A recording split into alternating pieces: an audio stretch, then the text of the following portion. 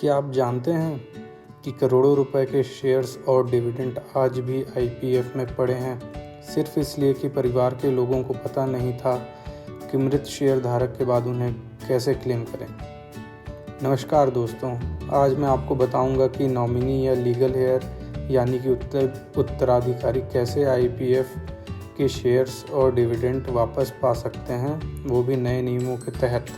आईईपीएफ यानी कि investor education and protection fund, ये एक सरकारी संस्था है जो शेयर धारकों के अनक्लेम्ड डिविडेंड और शेयर्स को संभालती है। अगर कोई शेयर धारक 7 साल तक अपना डिविडेंड क्लेम नहीं करता तो वो रकम और संबंधित शेयर आईईपीएफ को ट्रांसफ़र कर दिए जाते हैं। लेकिन घबराएं नहीं, परिवार के सदस्य या नामित व्यक्ति यानी कि नॉमिनी इन शेयरों को वापस पा सकते हैं। अब आगे बढ़ने से पहले हम ये फ़र्क समझ लेते हैं नॉमिनी और लीगल हेयर में क्या अंतर होता है। अगर शेयर धारक ने कंपनी या डीमैट अकाउंट में पहले से नॉमिनी ऐड करके रखा है तो जो नॉमिनी एडेड है वही व्यक्ति उन शेयर्स को क्लेम कर सकता है, और इन शेयर्स को क्लेम करने की प्रक्रिया भी बहुत आसान होती है। लेकिन अगर कोई नॉमिनी नहीं है तो लीगल हेयर यानी परिवार के सदस्य, इनमें से कोई भी हो सकता है, पत्नी, बच्चे, माता पिता, इनमें से कोई भी दावा कर सकते हैं। और अब एक बड़ी राहत की बात यह है कि पहले सक्सेशन सर्टिफिकेट कोर्ट से लेना पड़ता था, लेकिन आईपीएफ के नए अमेंडमेंट रूल 2024 के अनुसार अब लीगल हेयर सर्टिफिकेट जो तहसीलदार या राजस्व अधिकारी जारी करे वो भी मान्य है। अब बात करते हैं असली प्रोसेस की, यानी कैसे शेयर क्लेम कर सकते हैं आईपीएफ से। स्टेप 1 है, गवर्नमेंट की वेबसाइट ipf.gov.in पे जाएं, वहाँ पे सर्च करें अनक्लेम्ड शेयर, वहाँ पे क्लिक करें और देखें कि शेयर आईपीएफ में ट्रांसफ़र हुए हैं या नहीं।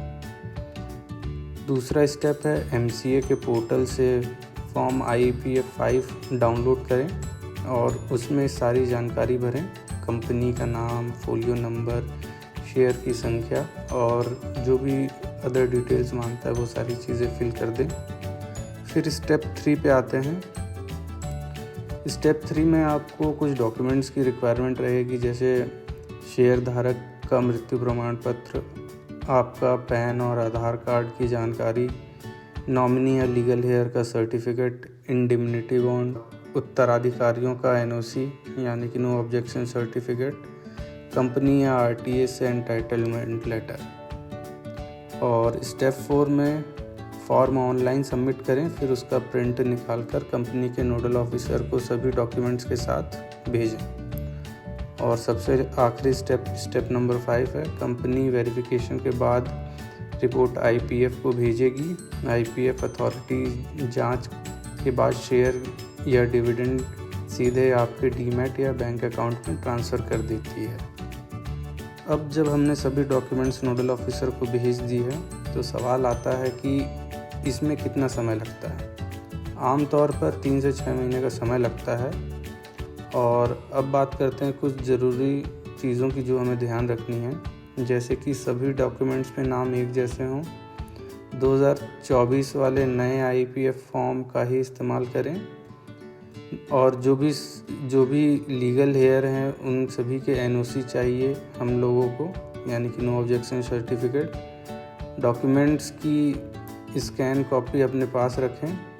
कंपनी के नोडल ऑफिसर से लगातार फॉलोअप करें। अब बात करते हैं कि ज़्यादातर रिजेक्शन किन चीज़ों की वजह से आते हैं। पहला है पुराने फॉर्म यूज़ करने की वजह से, दूसरा है नाम में स्पेलिंग मिस्टेक होने की वजह से, और तीसरा है NOC नहीं दी गई हो सभी लीगल हेयर्स की इस वजह से।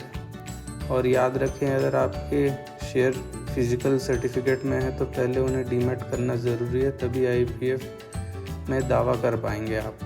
तो इन चीज़ों का ध्यान रखें। तो दोस्तों, अगर आपके परिवार में किसी ने शेयर्स छोड़े हैं तो उन्हें यूं ही अनक्लेम्ड मत रहने दीजिए। आईपीएफ के वेबसाइट पर जाएं, ये प्रोसेस फॉलो करें और अपने हक के शेयर्स वापस पाएं। अगर ये जानकारी आपको उपयोगी लगी हो तो वीडियो को लाइक, सब्सक्राइब और शेयर ज़रूर करें। धन्यवाद और मिलते हैं अगले वीडियो में।